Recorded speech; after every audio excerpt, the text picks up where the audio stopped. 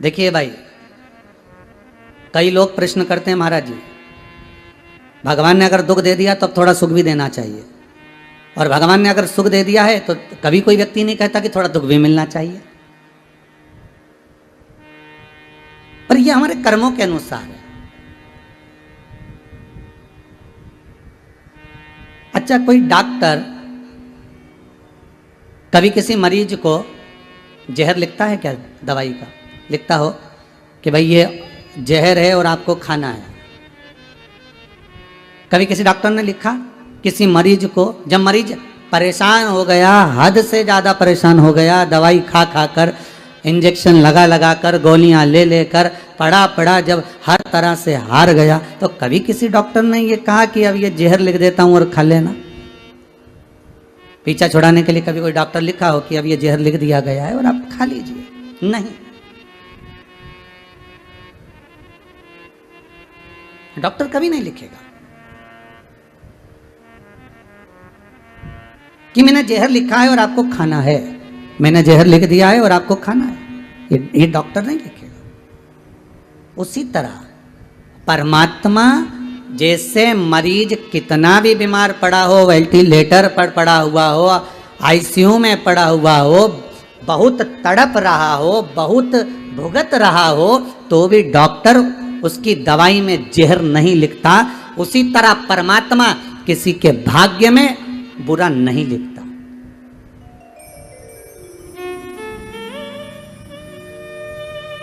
परमात्मा कभी आपके लिए बुरा नहीं लिखेगा।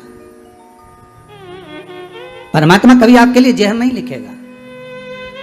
ना तो परमात्मा बुरा लिखेगा ना जहर लिखेगा। जैसे डॉक्टर भले कितना भी बीमार है, वेंटिलेटर पर पड़ा है, आईसीयू में पड़ा हुआ है, अंतिम सांसें गिन रहा है, भले वो तड़प रहा है, कुछ भी कर रहा है, पर उसके लिए ये नहीं लिखा जाएगा, डॉक्टर कभी उसके लिए जहर नहीं लिखेगा। उसी तरह हमारा परमात्मा हमारे लिए कभी बुरा नहीं लिखता। हमारा परमात्मा हमारे लिए कभी बुरा सोचता भी नहीं है। बस ये जरूर है कि हमारा कर्म हमको बुरा भोगने के लिए आतुर कर देता है। हमारा कर्म,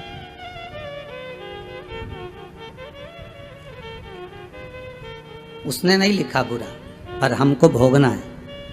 उसने बुरा नहीं लिखा है। वो दुनिया का सबसे बड़ा डॉक्टर है, देवाधिदेव महादेव। जब अपने ससुर को बकरे का मुख लगा सकते हैं, अपने पुत्र को जब हाथी का चेहरा लगा सकते हैं,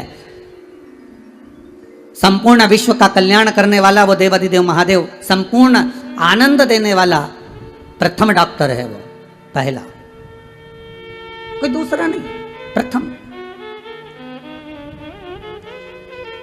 एक डॉक्टर जब अपने मरीज को जहर नहीं लिख सकता, तो वो परमात्मा भी अपने भक्त को, परमात्मा कभी अपने को या संसार के किसी मानव को परमात्मा जब जन्म देता है तो उसको दुख नहीं लिखता।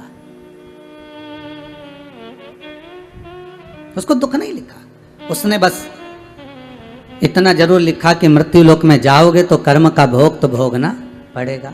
फिर कहूंगा, मत बुरे कर्म कर बंदे वरना पछताएगा, भगवान की आंखों से तू बच नहीं पाएगा, तू बच नहीं पाएगा। संसार में अगर जन्म लिया है तो कर्म का भोग भोगना है। शंकर भगवान पार्वती से करें चलो हमारे साथ, और एक गांव में अपने को चलकर रहना है। और दुख क्यों मिल रहा है?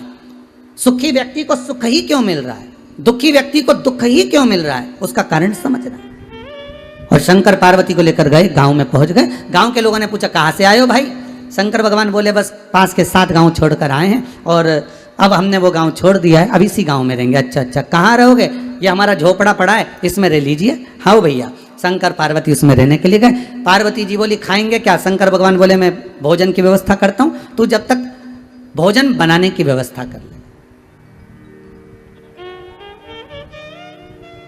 मैं भोजन लेकर आता हूं, तू भोजन बनाने की तैयारी कर। पार्वती जी बोली, ठीक है। और माता पार्वती जब अंदर गई तो अंदर जाकर देखा कि वो चूल्हा जो होता था ना पुराने समय का, मिट्टी का चूल्हा, तो पार्वती जी ने कहा, चूल्हा तो है ही नहीं, रोटी काय में बनाएंगे, सब्जी काय में पकाएंगे, भोजन कैसे बनाएंगे? पार्वती जी गई और जाकर उन्होंने कुछ ईंट ढूंढी। ईंट आए जो दीवार में चुनाई जाती हैं, वो ईंट ढूंढी गई। अब पार्वती जी बहुत सारी जगह गई पर वो ईंट नहीं मिली। बहुत ढूंढने के बाद पार्वती जी एक झोपड़े के पास गई। वो झोपड़ा झरझर हो रहा था, वो झोपड़ा टूट सा रहा था, बड़ा कमजोर हो चुका था। पार्वती जी ने वहां से एक ईंट उठाई, 2 ईंट उठाई, 3 ईंट उठाई और उठाकर 4-5 ईंट पार्वती जी लेकर आई और आकर उन्होंने चूल्हा बना लिया। शंकर भगवान आए सामग्री लेकर और सूखा सामान लेकर। शंकर भगवान ने आकर कहा, ले पार्वती भोजन बनाओ, तैयारी करो। चूल्हा बनाया। पार्वती कहे, हाँ ईंटें कहां से लेकर आई हो? पार्वती जी ने कहा, वो एक मकान था ना, वो झरझर हो रहा था। एक मकान जो था ना वो टूट रहा था। एक मकान बड़ा कमजोर सा हो गया था, वो कुटिया, वो झोपड़ा, वो एकदम जर्जर सा हो गया था। उसकी ईंटें निकल रही थी, तो मैंने सोचा 4-6 ईंट इसी में से निकाल कर ले जाऊं। दूसरे के मकान की ईंट में लेकर आ गई और मैंने चूल्हा बना दिया। शंकर भगवान बोले, पार्वती गजब करा तुमने, इतने सारे गांव में मकान है, एक से बढ़कर एक बने हुए हैं, और कहीं से ईंट लेकर आना था तुमको, और कहीं से ईंट लेकर आ जाते, फिर यहीं की ईंट क्यों लाने की जरूरत थी? बेचारा का मकान तो वैसे ही जर्जर हो रहा है, वैसे व्यक्ति का मकान जर्जर हो रहा है, वैसे ही टूट रहा है, वैसे ही वो मकान इतना झर आ रहा है, और तुम ऊपर से उसमें जो ईंट लेकर आ गई उसके यहाँ की। अरे पार्वती, अगर लाना था तो किसी अच्छे मकान की लेकर आ जाती।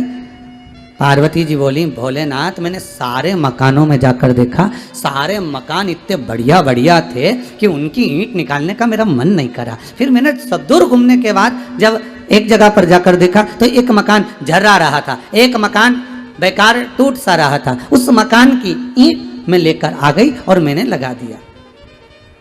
शंकर भगवान ने कहा, पार्वती तुम्हारे प्रश्न का उत्तर मिल गया कि दुखी व्यक्ति को दुख ही दुख क्यों मिलता रहता है और सुखी व्यक्ति को सुख ही सुख क्यों मिलता रहता है। जैसे पार्वती, तुम अच्छा मकान देखा तो तुम उसकी ईंट निकाल कर नहीं लाई, तुमने अच्छा भवन देखा तो तुमने उसकी ईंट नहीं निकाली, पर जो मकान झरझरा सा हो गया था, जो मकान टूटा सा हो गया था, जो मकान की ईंटें झर रही थी, जिस मकान की ईंटें नीचे गिर रही थी, तुमने वहीं की ईंट निकाली। पार्वती जी, शंकर जी कहते हैं बस तुम्हारे प्रश्न का उत्तर यही है, जिसने इस मकान को संवार लिया, जिसने इस मन को संवार लिया, पार्वती जी जिसने इस मन को सुधार लिया, भगवत भजन से, स्मरण से, शिव कथा से, राम कथा से, कृष्ण कथा से, भगवान की भक्ति से, जिसने इस महल को, इस मकान को, इस भवन को संभाल लिया होता है, फिर उसको दुख नहीं मिल पाता है। पर जो मकान झरझरा सा हो जाता है, जिसके भीतर काम, लोभ, आसक्ति, वासना, तृष्णा, ये सब जिसके भीतर भराती चली जाती है, बस उसी की ईंट निकलती चली जाए, बस उसी की ईंट निकल रही है। दुख क्यों मिल रहा है? दुख मिलने का कारण क्या है? क्यों तकलीफें मिलती है? उसका कारण क्या है? हम मृत्यु लोक में जन्म तो ले लिए, हम पृथ्वी पर आ तो गए, पर इस पृथ्वी पर आने के बाद हमारा जो कर्म है, हम उस कर्म से वंचित हैं, हम उस कर्म से वंचित। किसी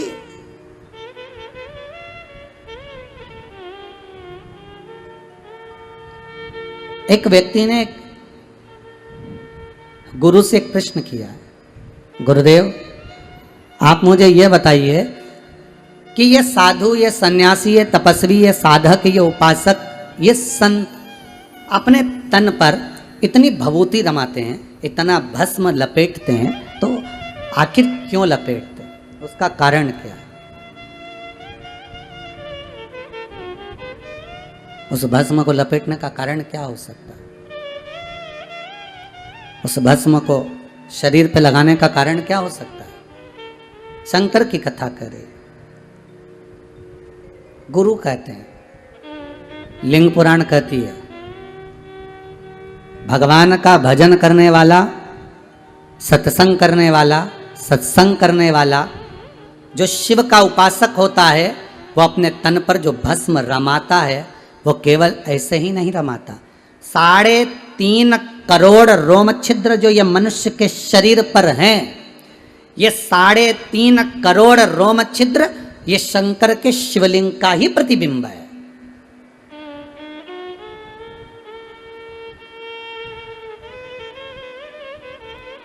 और भस्म लगाकर देखिए, भस्म रमाकर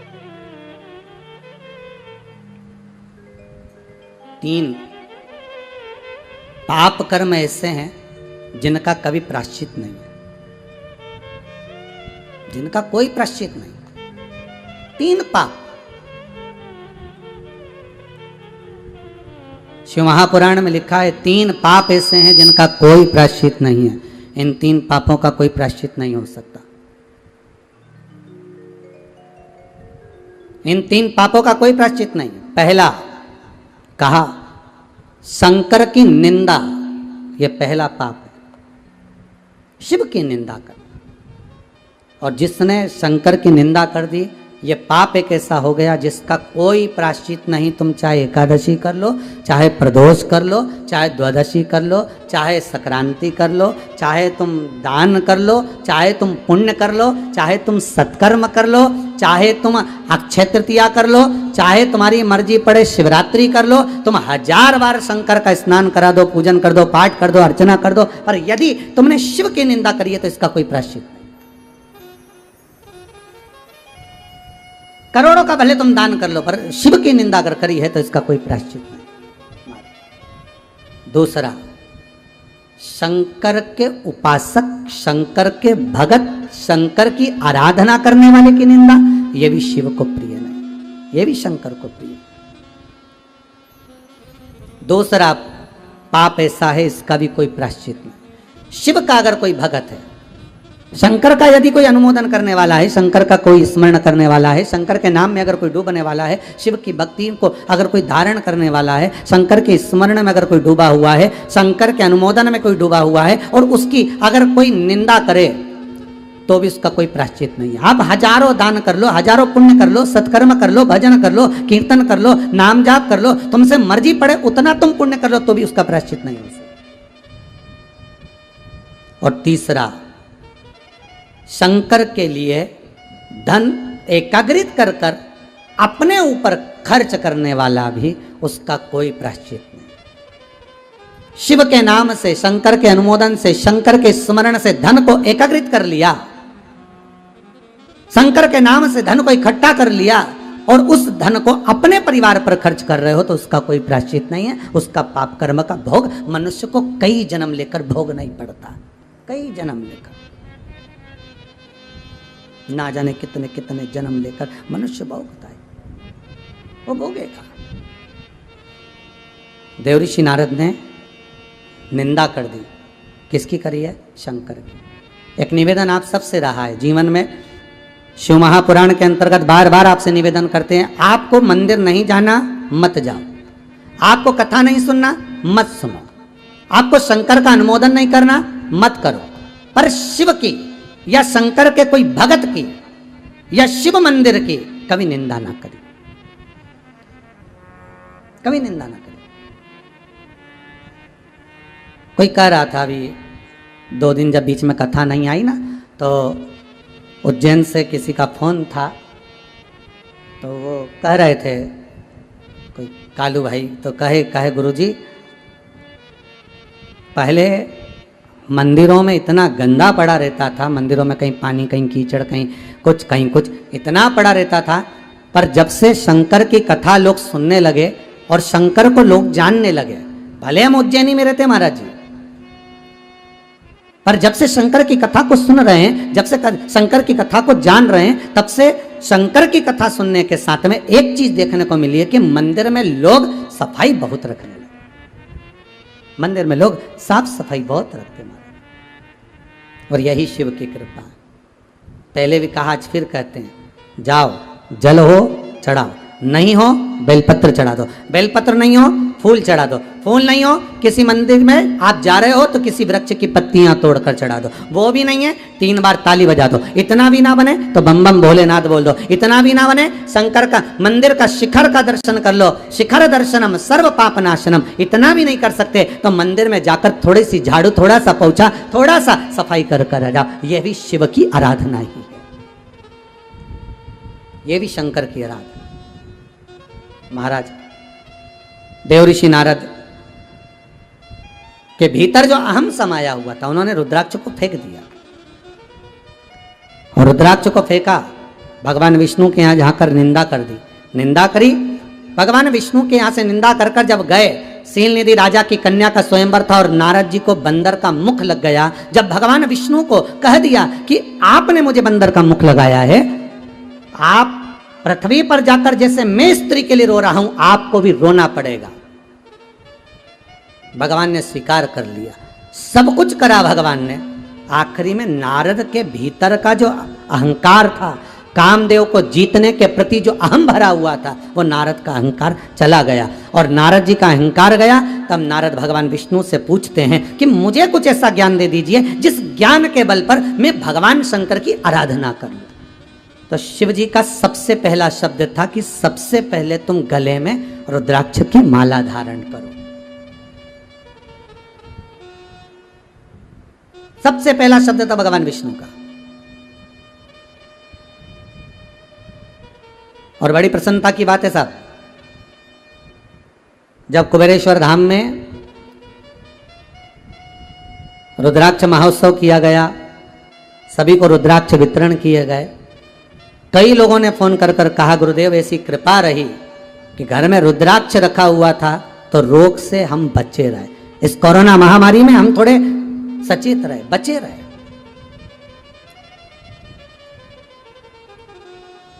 और आप सबसे निवेदन है, प्रयास करो,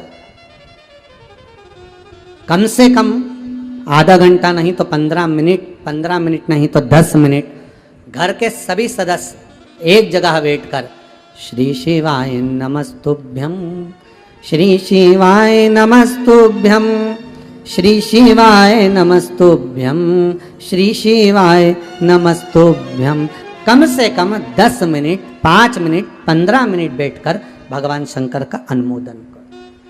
आप नहीं श्री शिवाय नमस्तुभ्यम बोल सकते, पंचाक्षर मंत्र बोलो, ओम नमः शिवाय, ओम नमः शिवाय, उच्चारण कर लो। ये भी नहीं कर सकते तो महामृत्युंजय मंत्र का स्मरण कर लो। वो भी नहीं कर सकते तो भीतर से गौरी शंकर का स्मरण कर लो, पर करो।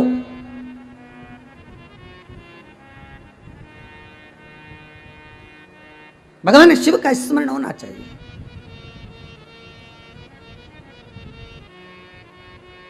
महाराज वो स्मरण जरूर, घर घर में भोले बाबा की जय होना चाहिए, जय होना चाहिए।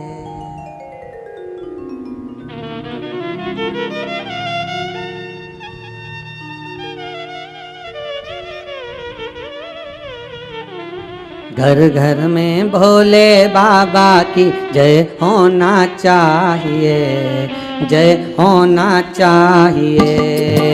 घर घर में भोले बाबा की जय होना चाहिए, जय होना चाहिए। घर घर में भोले बाबा की जय होना चाहिए, जय होना चाहिए। घर घर में भोले बाबा की जय होना चाहिए, जय होना चाहिए, जय होना चाहिए, जय होना चाहिए, जय होना चाहिए, जय होना चाहिए।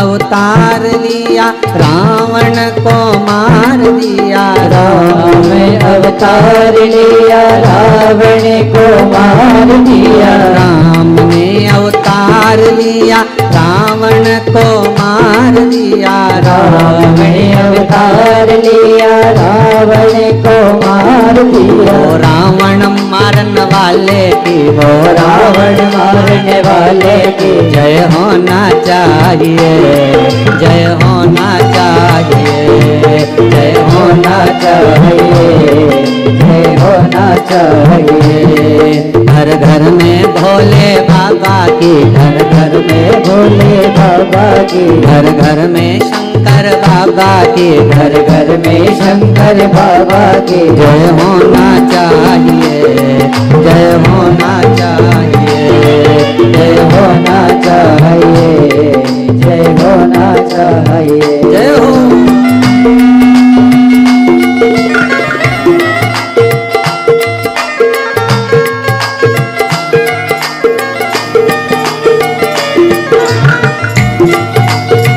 आओ प्रेम से।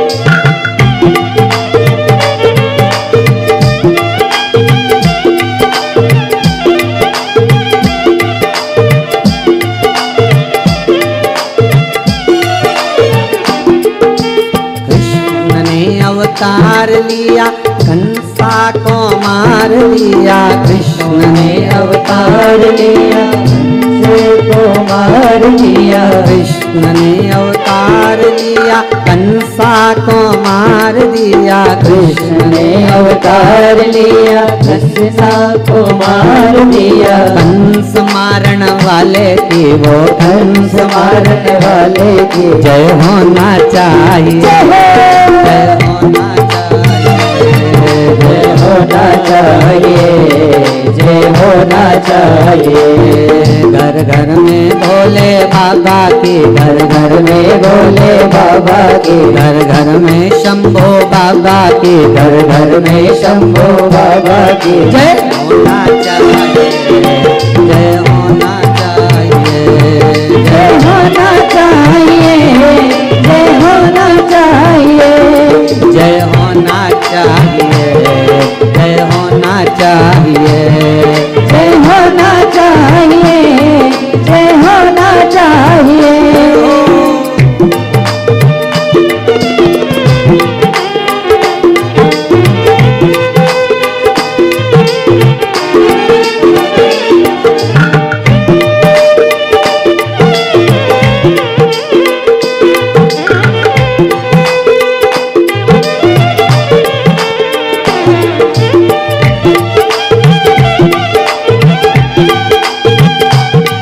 अरे भाव ताली से दोनों हाथों से।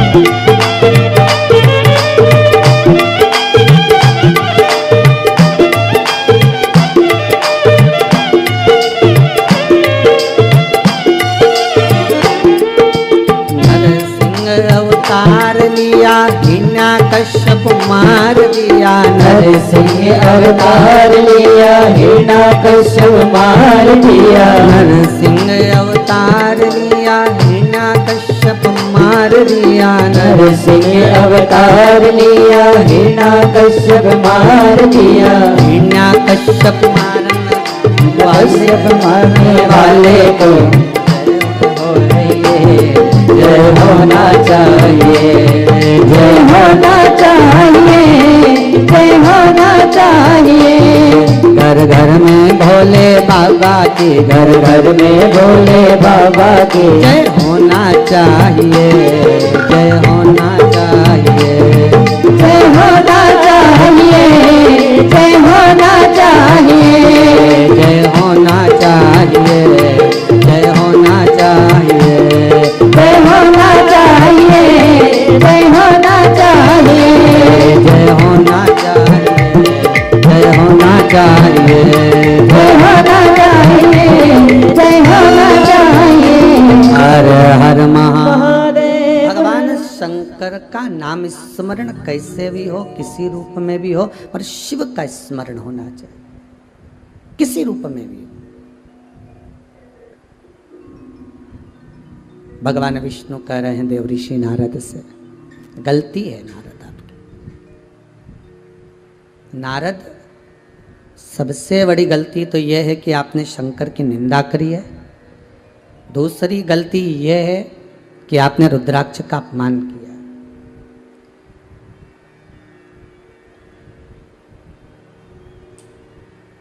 कई माताएं कहती हैं, गुरुजी हमने तो सुना है कि स्त्रियां रुद्राक्ष नहीं पहन सकती हैं। कहाँ लिखा है? कौन सी जगह लिखा है कि नारी स्त्री रुद्राक्ष नहीं पहन सकती? लिखा कहाँ है? अरे भाई, जन्म से लेकर मरे तक रुद्राक्ष अगर गले में पड़ा है तो शंकर की कृपा दृष्टि आप पर पड़ी हुई है। उलझोगे नहीं कभी संसार में कहीं।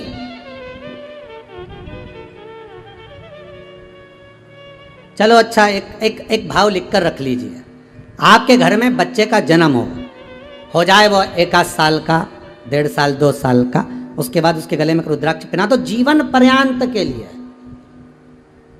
और उसकी पत्रिका कैसी भी हो, भले उसकी पत्रिका में मंगल हो, राहु हो, केतु हो, शनि हो, कहीं ढैया लग रहा है, कहीं 7.5 लग रहा है, कहीं राहु वक्री हो रहा है, कहीं केतु वक्री हो रहा है, कहीं कोई दुख आ रहा है, कोई तकलीफ आ रही, उसकी राशि में, उसकी पत्रिका में, उसके ग्रह में, उसके भाग्य में कितना भी दुख लिखा हो, एक रुद्राक्ष पटक दो उसके गले में, जीवन में शंकर की दृष्टि उस पर पड़ी रहेगी तो यह पक्का है कि उसको दुख का भान नहीं होगा, दुख का भान नहीं होगा।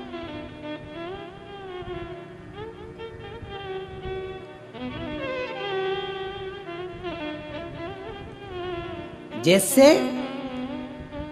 एक पुलिस वाले केस ढूंढ लेते हैं, कैसा भी केस हो, अगर किसी ने हरकत करी है, किसी ने कोई गलत काम करा है, किसी ने कोई बेकार काम करा है, और उसकी अगर रिपोर्ट हुई है तो वो केस पुलिस वाले ढूंढ लेते हैं। जैसे पुलिस वाले केस ढूंढ लेते हैं, उसी तरह देव अधिदेव महादेव, भगवान नारायण, भगवान ब्रह्मा, भगवान विष्णु, ये भक्त ढूंढ लेते हैं।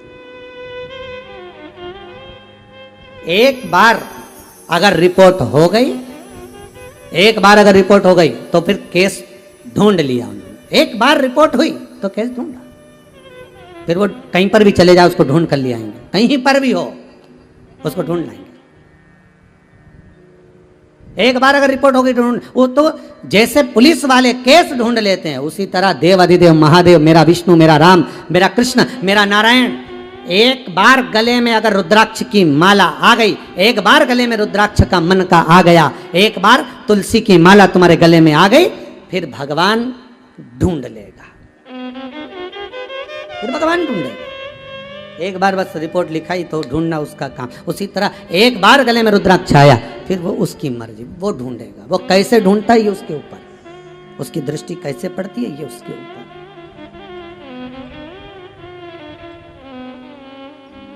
तुमने गलती करी नारद, नारद तुमने गलती करी है, और वह गलती सबसे बड़ी ये है कि तुमने गलती यह करी है कि नारद, वो रुद्राक्ष की माला को तुम जमीन पर, भूमि पर पटक कर आ गए, वो सबसे बड़ी गलती है। उस माला का तुमने अपमान करा, और अपमान माला का नहीं, अपमान रुद्राक्ष का हुआ। रुद्राक्ष कौन? शिव। ये बस पंचाक्षर मंत्र और ये रुद्राक्ष, ये शंकर ही तो है, शिव ही तो है, दूसरा है कहां? आप जितने लोग कथा सुन रहे हो, जहां जहां बैठकर कथा सुन रहे हो, चाहे सोफे पर बैठे हो, पलंग पर बैठे हो, कुर्सी पर बैठे हो, जमीन पर बैठे हो, जहां बैठकर कथा का रसास्वादन कर रहे हो, आपसे केवल एक निवेदन, अपने जीवन में अगर दुख आ रहा है, तकलीफ आ रही, कष्ट आ रहा है, परेशानी आ रही है, धारण करिए।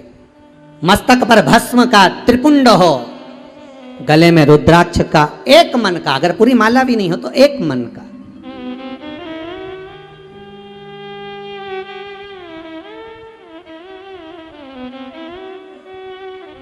एक मन का। और मुख में भगवान का नाम, बस बहुत है। इस संसार सागर में उबरने के लिए बहुत है, इतना बहुत। देखो, जन्म से लेकर मृत्यु तक शिव महापुराण की कथा कहती है, अगर कोई मर भी गया है और उसके गले में अगर रुद्राक्ष का मन का है, रुद्राक्ष की माला है, पड़े रहने दो, उतारना नहीं है, उतारना नहीं है। अगर मर भी गया तो भी पड़े रहने दो। हाँ, अगर रुद्राक्ष सोने में है तो फिर तो उतार लो। सोने में होगा तो फेंकेगा कौन? कौन जलाएगा? हाँ, उतार लो। पर रुद्राक्ष का मन का, मान लो अगर धागे में पड़ा हुआ है आपके, तुलसी भी अगर सोने में होगी तो रात को उतार लोगे, रुद्राक्ष भी अगर सोने में होगा तो रात को उतार लोगे, पर वही तुलसी वही रुद्राक्ष अगर मान लो धागे में पड़ा हुआ है तो कौन उतारेगा? जाने दो। और वो रुद्राक्ष अगर आपके गले में पड़ा हुआ है, अंतिम समय तक पड़ा हुआ है, और मर भी गए, परिवार वालों से कह कर जाना, तन पर से सब नोच लेना, पर मेरे गले में जो रुद्राक्ष है उसको निकालना मती। वो रुद्राक्ष मेरे साथ अंतिम संस्कार में भी मेरे साथ होना चाहिए। मेरा शंभू, मेरे शंकर मेरे हृदय में है और वो मुझे शमशान में मिलेगा, ये रुद्राक्ष के बल पर मिलेगा। आखिरी में वही मिलना, कोई दूसरा नहीं।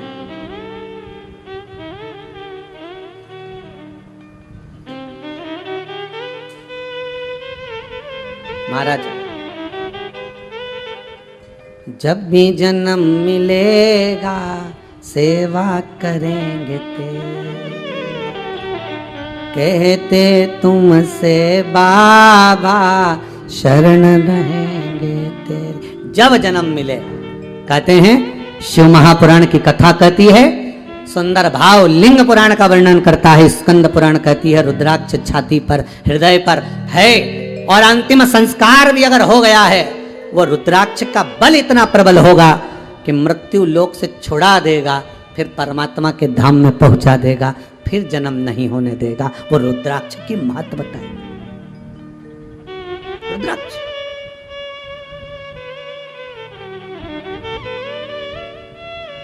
जैसे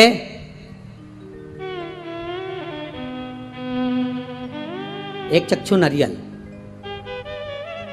एकाक्षु नरियल, श्रीफल, त्रिचक्षु एक चक्षु। श्रीफल देखा होगा नारियल, नारियल में पीछे की ओर जहां से जटा होती है और पकड़ के जहां से फोड़ते नारियल को, उस जटा के पास में 3 छिद्र होते हैं। शंकर भगवान को पूर्णता में देने वाला और शंकर भगवान के द्वारा संकट हरने वाला एक फल, वो कहलाता श्रीफल। आपको पशुपति व्रत में कहा था कि पशुपति व्रत में उद्यापन में ना तो आपको ब्राह्मण का भोजन कराना है, उद्यापन में ना कोई जोड़ा जिमाना है, उद्यापन में एक काम करना है। क्या बताया था कि शंकर भगवान को 108 बेलपत्र समर्पित करना। जब पशुपति व्रत आपके पूर्ण हो जाए, 5 सोमवार पूरे हो जाए, 108 बेलपत्र समर्पित कर देना। बेलपत्र नहीं हो तो 108 चावल के दाने समर्पित कर देना। वो ना बने 108 सफेद फूल समर्पित कर देना। 108 सफेद फूल भी नहीं हो, मूंग समर्पित कर देना। जो तुम्हारे पास में हो 108 वो समर्पित कर देना, और फिर एक श्रीफल नारियल लेना, उस पे 11 रुपए रखकर शंकर जी के मंदिर में शिव जी को समर्पित कर देना। ये उद्यापन हो गया पशुपति व्रत का। उस श्रीफल में, उस फल में, उस नारियल में 3 नेत्र होते हैं। नारियल का जहां जटा होती है, जहां से पकड़कर फोड़ते हैं, उसके उधर देखेंगे 3 नेत्र मिलेंगे, 3 छिद्र मिलेंगे। वो 3 चक्षु हैं, शंकर के 3 नेत्र हैं वो। और कितना सुंदर लिखा है महाराज, स्कंद पुराण के अंतर्गत वर्णन किया है, भविष्य पुराण के अंतर्गत स्मरण किया है। एक चक्षु नारियल मतलब 10,000 नारियल में एक नारियल ऐसा होता है, एक श्रीफल ऐसा होता है जिसके 3 नेत्र की जगह 1 नेत्र होते हैं। कितने नेत्र होते हैं? 1 नेत्र। जितने भाई बहन सुन रहे हैं बड़े ध्यान से सुनना महाराज। श्रीफल जो नारियल आप कलश पे रखते हो, जो नारियल आप मंदिर में ले जाते हो, पूजन करते हो, तो 3 चक्षु नारियल, 3 नेत्र वाला नारियल, अर्थात नारियल की जहाँ जटा होती है वहाँ उसके 3 नेत्र होते हैं, 3 चक्षु होते हैं। और 1 चक्षु वाला, 1 नेत्र वाला 10 से 15 हजार श्रीफल में, नारियल में एक नारियल ऐसा होता है जिसका 1 नेत्र होता है, उसमें 3 नेत्र नहीं होते, एक चक्षु होता है। तो महाराज शिव पुराण कहती है, स्कंद पुराण कह रही है कि 1 चक्षु जो नारियल होता है उसको शुक्रवार का जब प्रदोष पड़े, जिसको कहते हैं शुक्र प्रदोष, कौन सा प्रदोष होना चाहिए? शुक्रवार का प्रदोष। तो शुक्रवार के प्रदोष वाले दिन उस नारियल को एक बेलपत्री के साथ में महाराज अंदर तिजोरी में या अलमारी में, या आपकी जहाँ बरकत होती है, दुकान का जहाँ व्यापार व्यवसाय चलता है, अलमारी होती है या गुल्लक होती है या तिजोरी होती है या अलमारी होती है, उसमें उसको रख दिया जाता है। कब रखना है? शुक्रवार का प्रदोष के दिन।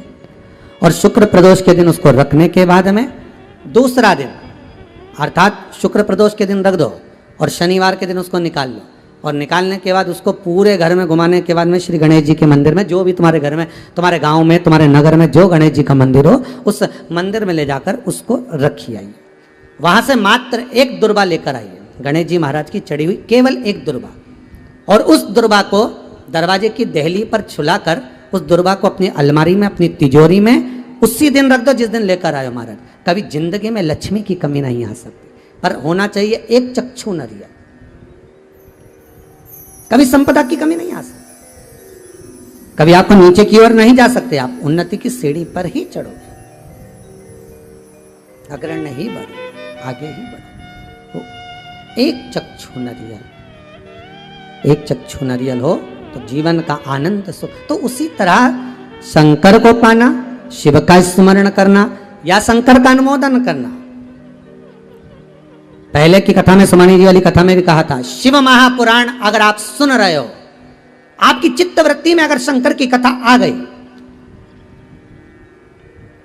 और वो शिव पुराण आपके भीतर अगर पहुंच रही है, तो आप इस शिव पुराण का जगत में कह भी सकते हो कि शंकर की वो कथा में हमने ये सुना है और उससे ये फल है, उसका ये आनंद है, उसको श्रवण करो।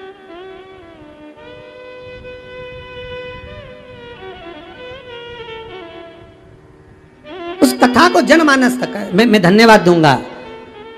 महाराज नीमच, परतवाड़ा, इंदौर, नांदेड़, महाराष्ट्र, मध्य प्रदेश, गुजरात, ना जाने कहां कहां के भाइयों ने पत्रकारों के माध्यम से, अखबारों के माध्यम से अपने अपने क्षेत्र में इस शिव महापुराण का प्रचार किया और कहा 30 तारीख से शिव महापुराण की कथा आ रही है। और आप सब संपूर्ण, कई लोगों ने मराठी भाषा में भी छापा। मैं निवेदन करूंगा समीर जी से कि वो क्लिपिंग दिखाएं जरा, कि अखबारों में कितना सुंदर भाव व्यक्त किया, कितना सुंदर, कि मौका मिल रहा है श्रवण करने का, ये मौका मिल रहा है आनंद पाने का। और इन सारे अखबार वालों को और जितने मीडिया वाले, इन सबको साधुवादता है मेरी, बहुत बहुत धन्यवाद, बहुत बहुत साधुवाद। महाराज अपने अपने क्षेत्र में कथा सुनो, श्रवण करो और अपने जीवन में उतारो, श्रवण करो और अपने जीवन में आनंद पाओ।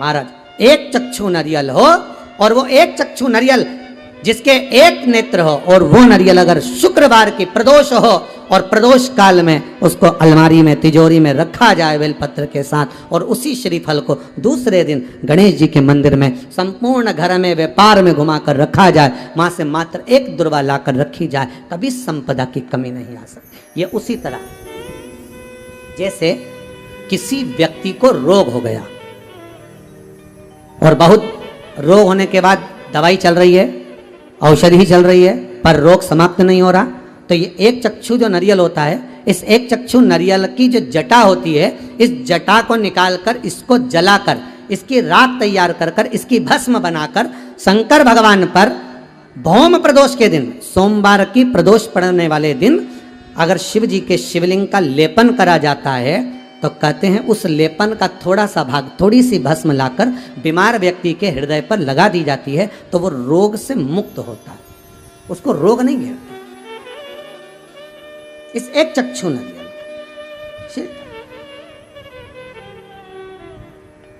देवर्षि नारद आपने गलती करी है, नारद जी बोले मैंने गलती करी? हाँ। क्या गलती हो गई मुझसे? गलती नारद जी आपने ये करी कि पहले तो शंकर की निंदा कर दी। ओहो। देवऋषि नारद बोले इसीलिए आपने मेरा सम्मान नहीं करा। भगवान विष्णु बोले ऐसा तो हो नहीं सकता कि मैंने सम्मान नहीं करा, सम्मान तो करा, पर अहंकार इतना समाया हुआ था, अभिमान इतना समाया हुआ था कि सम्मान आपको सहन नहीं हुआ।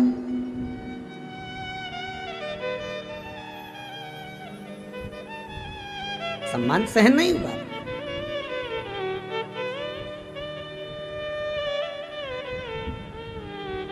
नारद, भगवान को पाने का सबसे सुंदर तरीका है कलयुग केवल नाम आधारा, सुमर सुमर नर उतरहि पर। भगवान को पाने का सबसे सुंदर तरीका है भगवत नाम का स्मरण, भगवान की चर्चा, भगवान का भजन, भगवान का कीर्तन, भगवत स्मरण में डूबे।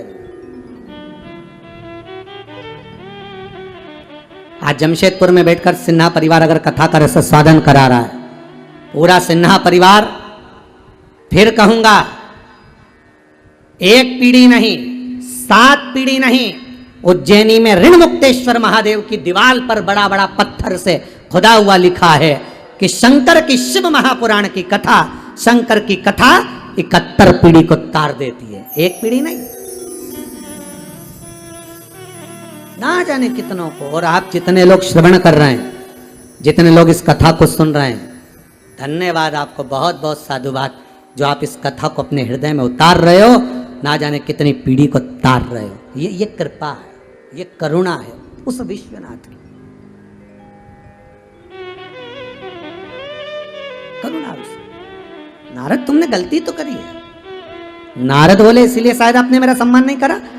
भगवान बोले मैंने तो सम्मान दिया था, पर अहंकार इतना बड़ा था कि सम्मान दिखे कहां। भक्ति हो तो भगवान दिखे।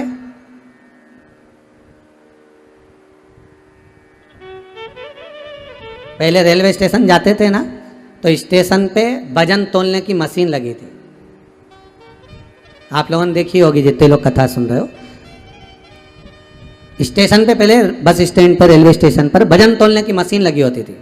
उस पे चढ़ो, 5 रुपया 1 रुपया जो कलदार होता था वो उसके अंदर डालो तो एक स्लिप निकल के आती थी, इतना बड़ा कल्ली सी एक टिकट जैसी स्लिप आती थी। उसमें लिखा रहता था 55 किलो, 60 किलो, जो जितने किलो का होगा उतने किलो की निकली।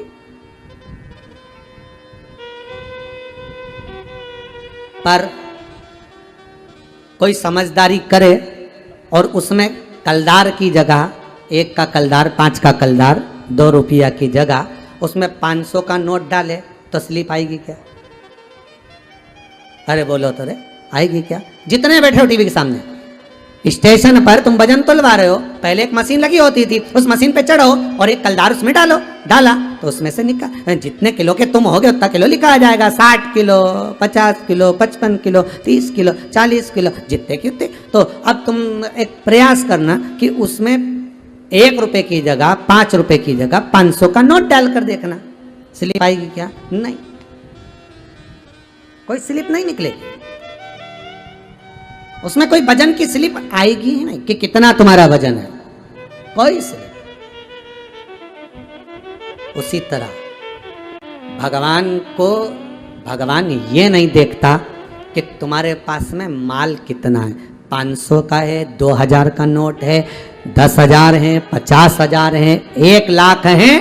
भगवान को कोई मतलब नहीं कि तुम्हारे पास में धन कितना है। भगवान तो ये देखता है कि एकाकार अर्थात एक नाम भगवान का, वो एक क्वाइन, सिक्का अर्थात भगवत स्मरण कितना है, बस वो सिक्का ही भजन बता देता है। उसी तरह तुम्हारा भजन भगवान का द्वार बता देता है कि द्वार कब मिलेगा, वो सिक्का।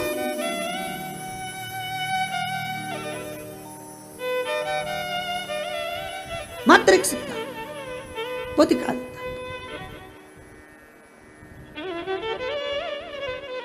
नारद तुमने गलती करी है। नारद जी बोले मैंने गलती, हाँ आपने मेरा सम्मान नहीं, भगवान बोले सम्मान तो किया था, पर अहंकार के कारण सम्मान नहीं दिखा, वो सम्मान नजर नहीं आया आपको।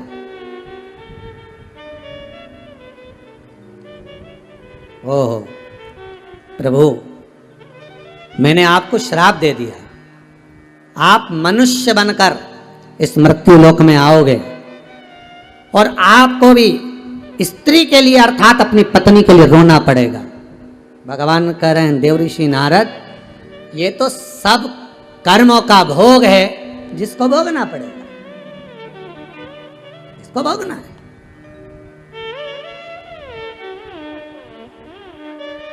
ये कर्मों का भोग है, ये हमारे मस्तक पर, हमारे सिर पर ये ऋण है जिसे चुकाना पड़ेगा।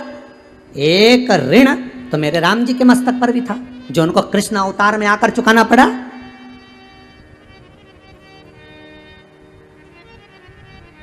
एक ऋण तो मेरे राम जी के मस्तक पर भी रह गया था। कब? जब बन जाते समय माता जानकी को प्यास लगने लगी, सीता जी बिलखने लगी, मां जानकी के मुख से निकल गया, प्रभु बहुत प्यास लगी, मुझे बहुत प्यास लग रही है प्रभु। राम जी बोले जलाशय तो कोई पास में दिख नहीं रहा, मेरे नजदीक में कोई पानी का केंद्र, कोई पानी का स्थान, कोई तालाब, कोई सरोवर, कोई कुंड, कोई झरना नजर नहीं आ रहा। सीता जी बोली प्रभु आपको हाँ चलना चाहिए ना, तो जहां पानी हो ना उसके पास पास से चलना चाहिए, कम से कम पीने को तो मिल जाए। पानी नहीं मिल रहा, तड़प रही थी। वहीं पर एक मोर नाच रहा था, मोर नाच रहा है। राम जी ने हाथ जोड़कर मोर को बुलाया, प्रभु ए मयूर देव आइए। मोर दौड़ कर आया, प्रभु क्या आज्ञा है, क्या आज्ञा है प्रभु? राम जी बोले मोर, हे मयूर, जानकी जी को प्यास लगी है, हमें पानी दिख नहीं रहा, आप उड़ते हो, ऊंचा बैठ जाते हो, आप सब दूर वन में जंगल में विचरण करते रहते हो, हे मयूर देव, हे मोर, आप बताओ ना पानी कहाँ है? मोर बोला प्रभु थोड़ी दूर पर पानी है, आप चलो मेरे साथ, मैं आगे आगे चलता हूँ, आप मेरे पीछे चलो। राम जी बोले ठीक है, पर मोर ने कहा चलने में दिक्कत आई। राम जी पूछे वो कैसे? मोर बोला प्रभु चलने में ये दिक्कत आएगी कि आप तो पाँव से चल लोगे पर मुझसे इतना चला नहीं जाएगा क्योंकि मेरे पंख इतने बड़े हैं, इतना मैं चल नहीं पाऊंगा। तो राम जी बोले क्या चाहते हो? मोर बोला एक काम करता हूँ, मैं उड़ उड़ के चलूंगा और तुम पैदल पैदल चलो। भगवान बोले ठीक है। तो मोर बोला प्रभु चल तो दोगे, पर मुझे एक बात बताओ, अगर मैं ज़्यादा तेज उड़ गया और चले गया कहीं, फिर तुम्हें रास्ता कौन बताएगा? इसलिए एक काम करता हूँ। भगवान बोले वो क्या? मोर बोला रास्ता मैं बताऊंगा, जहाँ जहाँ पर मेरा पंख गिरा पड़ा दिखे उसी रास्ते से तुमको आगे बढ़ते हुए आना है। राम जी बोले ठीक है। मोर चलता गया, उड़ता गया, पंख गिरते गए, राम जी चलते गए। राम जी के मन में आया मेरे पिता श्री दशरथ जी महाराज और मेरे गुरु बाबा ने बताया था कि मोर के पंख झड़ने का, पंख गिरने का भी एक समय होता है, एक महीना होता है, एक समय होता है, एक तिथि होती है। मोर के पंख झड़ने का भी एक समय होता है।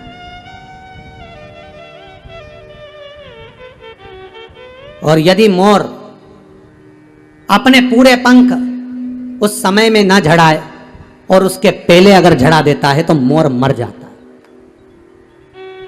राम जी को लगा ये मोर मुझे रास्ता दिखाने के लिए अपने पंख गिराता गिराता गिराता गिराता जा रहा है, और सरोवर के नजदीक मोर पहुंचा, तन पर एक पंख नहीं था मोर के, और मोर, सीता जी ने पानी पिया, मोर के पास आई। राम जी ने देखा मोर के प्राण छूट रहे हैं। राम जी ने कहा मयूर तुम्हारे पंख तो एक समय पर झड़ते हैं, तुमने पूरे झड़ा दिए, अब तो तुम मर जाओगे। मोर कहता है प्रभु क्या हुआ, पर पानी तो पिला दिया। प्रभु अगर पंख झड़े तो झड़ जाए, पर मैंने आपको पानी तो पिला दिया ना, आप भूखे तो नहीं हो। और परमात्मा को अगर मैं पानी नहीं पिलाता, मां जगत जननी को अगर पानी नहीं पिलाता तो मेरा जीवन बेकार था। प्रभु मोर अपने प्राणों को त्याग रहा है। राम जी कहते हैं मोर चिंता मत करना, तेरा कर्ज अदा करने के लिए ये राम एक अवतार और लेगा, कृष्ण अवतार लूंगा, और जैसे तूने मोर पंख मेरे चरणों में पटका है, रास्ता दिखाने के लिए उस मोर पंख को मैं मस्तक पर लूंगा। केवल तेरे कर्जे को चुकाने के लिए राम आएगा, केवल तेरा कर्जा चुकाने के लिए राम को एक कृष्ण अवतार लेना है। ऋण चुकाने के लिए मैं अवतरित होऊंगा। अरे रावण तो बहाना था साहब राम जी को आने का, रावण तो बहाना है। मेरे राम चाहते तो रावण को कब का मार देते, मेरे शंकर चाहते तो रावण कब मर जाता, ब्रह्मा जी चाहते तो रावण मर जाता। रावण को मरने में देरी नहीं लगती, पर राम को आने का सबसे बड़ा कारण था कि कर्जा चुकाना था। उधर शबरी अम्बा रोज बुआरी काटती थी, शबरी अम्बा रोज झाड़ू लगाती थी, रंगोली डालती थी, सेज बिछाती थी। तो राम को तो आना पड़ेगा क्योंकि शबरी के लिए, और शबरी के लिए आने से पहले राम को आना पड़ेगा, मेरे कृष्ण को आना पड़ेगा। उसके आने का एक कारण है। हर अवतार का कोई कारण होता है। कोई कहे कि कंस को मारने के लिए भगवान कृष्ण प्रकट हुए, नहीं नहीं नहीं, भगवान कृष्ण को अगर प्रकट होना था कर्ज चुकाने के लिए प्रकट हो गए कि यह मोर पंख मुझे मस्तक पर धारण करना है, ये मोर पंख मुझे लेना,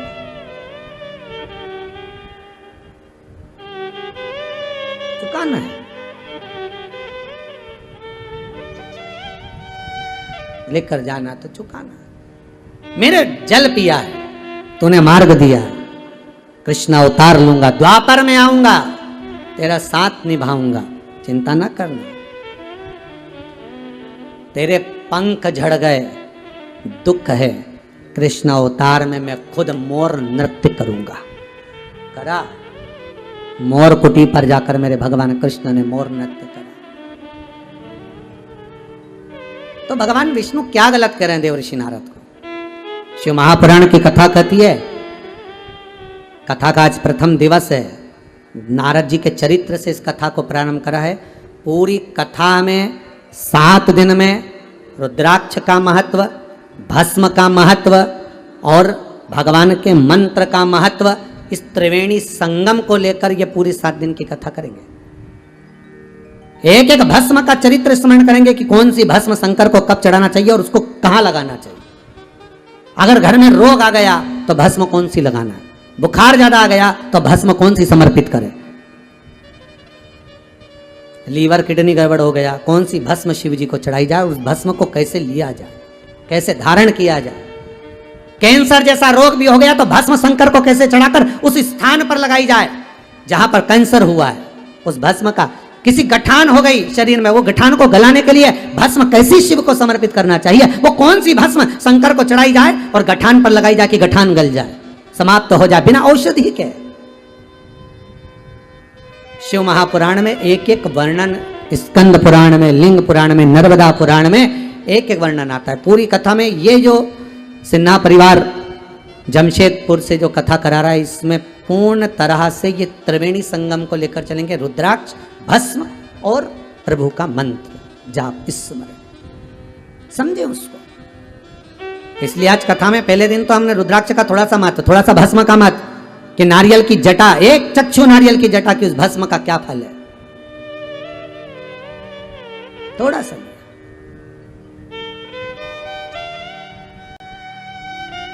महाराज, चपटी भभूत में है खजाना कुबेर का, सहज नहीं है।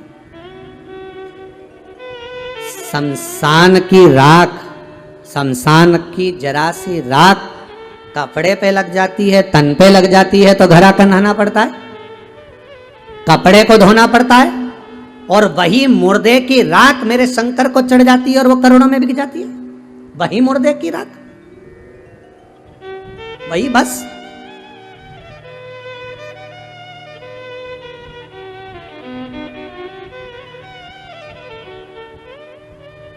वो साधारण नहीं, वो सरल नहीं महाराज।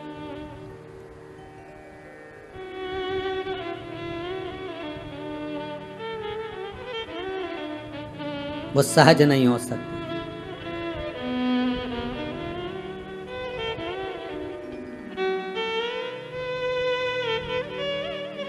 उसको पहचाने, उसको जाने।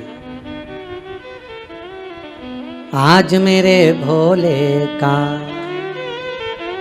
सारा जग ही दीवाना है आज मेरे भोले का। सारा जगत दीवाना है आज मेरे भोले का।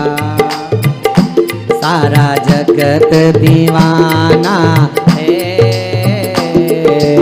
आज मेरे भोले का। सारा जगत दीवाना है बिना मांगे मिले सब कुछ। बिना मांगे मिले सब कुछ। ऐसा अजब ठिकाना है बिना मांगे मिले सब कुछ। ऐसा जब ठिकाना है आज मेरे भोले का। सारा जग ही दीवाना है आज मेरे भोले का। सारा जगत दीवाना है ताली सेवा देते हुए जय हो। आओ ताली सेवा देते हुए अलमस्त होकर आनंद।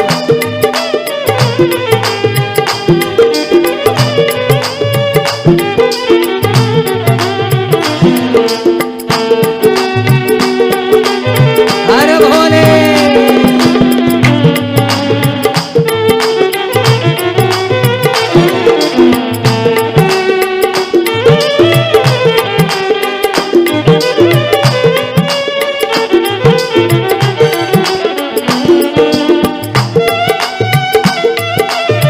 जय हो।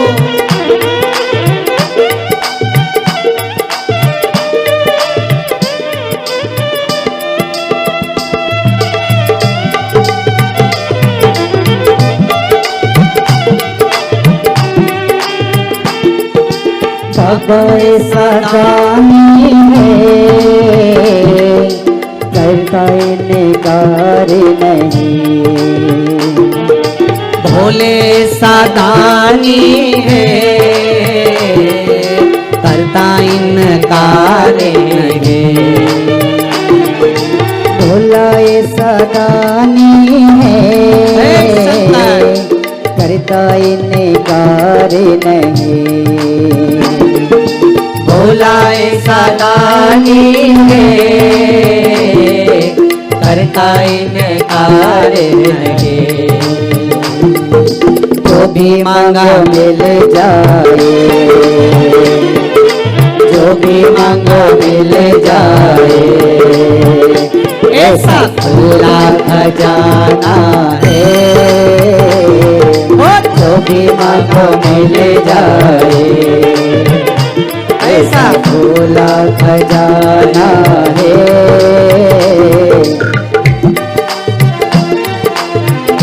हर भोले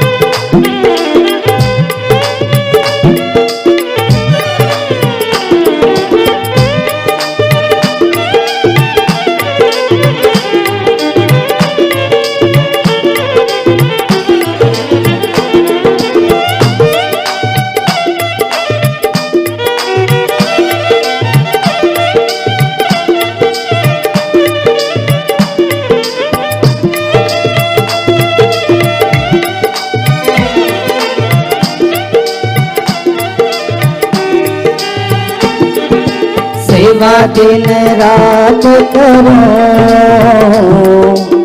हर पल हर एक क्षण हो। सेवा दिन रात करो, हर पल हर एक क्षण। सेवा दिन रात करो, हर पल हर एक क्षण हो। सेवा दिन रात करो, हर पल हर एक क्षण। मैं भी तेरा बन जाऊं, मैं भी तेरा बन जाऊं, तुझे अपना बनाना है। मैं भी तेरा बन जाऊं, तुझे अपना बनाना है। आज मेरे भोले का सारा जगत दीवाना है। आज भोले बाबा का सारा जगत दीवाना है। बिना मांगे मिले सब कुछ, बिना मांगे मिले सब कुछ, ऐसा अजब ठिकाना है। बिना मांगे मिले सब कुछ, ऐसा जब ठिकाना है। आज भोले बाबा का सारा जगत दीवाना है। आज भोले बाबा का सारा जगत दीवाना है। हर हर महादेव।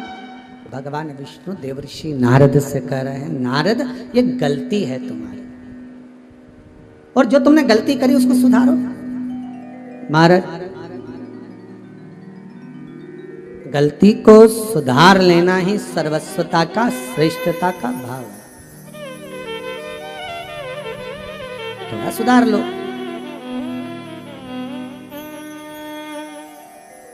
नारद जी बोले, प्रभु हाँ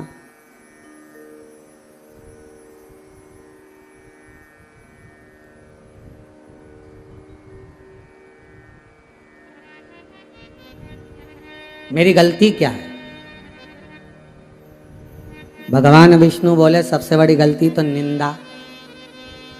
आप सबसे भी निवेदन है, जितने कथा को श्रवण कर रहे हो, करबद्ध निवेदन है, प्रयास करना शंकर की कभी निंदा ना करना, या शंकर का कोई भगत हो, शिव का कोई उपासक हो, शंकर का कोई अनुमोदन करने वाला हो, शिव स्मरण करने वाला हो, शंकर का स्मरण कराने वाला हो, उसकी भी कभी निंदा ना करना। करबद्ध निवेदन। सबसे बड़ी गलती तो यह है कि नारद जी आपने निंदा करी।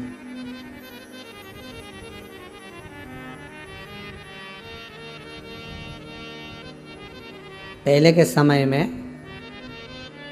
7-8 दिन तक जब बुखार नहीं उतरता था, आजकल तो ये कोरोना जैसा क्रम हो गया कि कोरोना का बुखार भी बहुत दिन तक चलता रहता है? पर पहले के समय में जब 7-8 दिन तक बुखार नहीं उतरता था ना, तो डॉक्टर के पास जाते थे और डॉक्टर से जाकर कहते थे,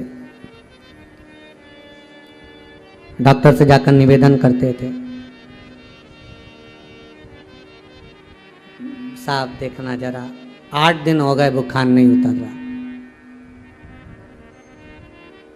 देखो जरा 8 दिन हो गए। फिर डॉक्टर साहब एक दवाई देते थे, 4-5 गोली, 5, और एक पुड़िया में ऐसा बांध बुंदा के दे देते थे हॉस्पिटल में से।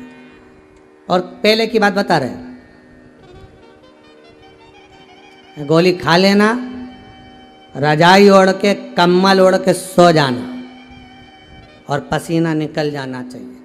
पसीना निकल जाएगा, बुखार अरे बोलो तो जम के उतर जाएगा। पहले की बात है। आज के जमाने में अगर बुखारों करा जाए तो भैया कोरोना की जांच जरूर करा लेना, ये तुम तो पुरानी बात बता रहे हैं, ठीक है।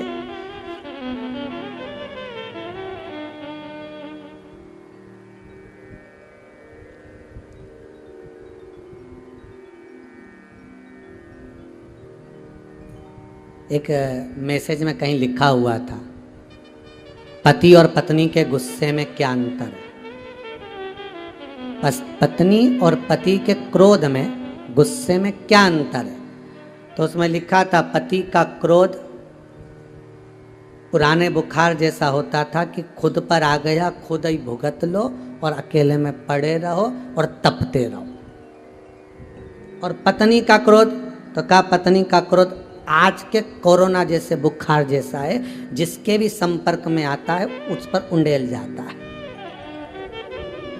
दोनों में अंतर है, पति का क्रोध और पत्नी के क्रोध में अंतर। तो ये पुरानी बात है। 7-8 दिन तक बुखार नहीं उतर रहा, डॉक्टर साहब के पास गए, उन्होंने दवाई दे दी लिख के, गोली जाओ काउंटर पे से ले लो, सरकारी हॉस्पिटल काउंटर पे से गोली ले ली, अब गोली में से गोली खा लेना, ओढ़ कर सो जाना, पसीना निकल जाने देना, हवा में मत जाना, पसीना निकल जाएगा, बुखार चला जाएगा। ठीक है साहब। और मान लो गोली खा और हवा में चले गया तो बुखार उतरेगा नहीं, और बढ़ जाएगा। बस भगवान विष्णु भी नारद जी को ये कह रहे हैं, भगवान विष्णु भी नारद को यही कह रहे हैं कि इस अहंकार को निकल जाने दे। तो वो निकलेगा कैसे?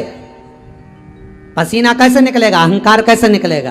तो भगवान विष्णु सबसे सुंदर तरीका बता रहे हैं। भगवान का जितना भजन करोगे, ये अहंकार अर्थात जितनी राम नाम, कृष्ण नाम, शिव नाम के रजाई को, कम्बल को, चादर को ओढ़ कर सोगे, उतनी जल्दी अहंकार का पसीना निकल जाएगा। अहंकार का पसीना निकला, बुखार गया, बुखार गया मतलब फिर कोई दिक्कत ही।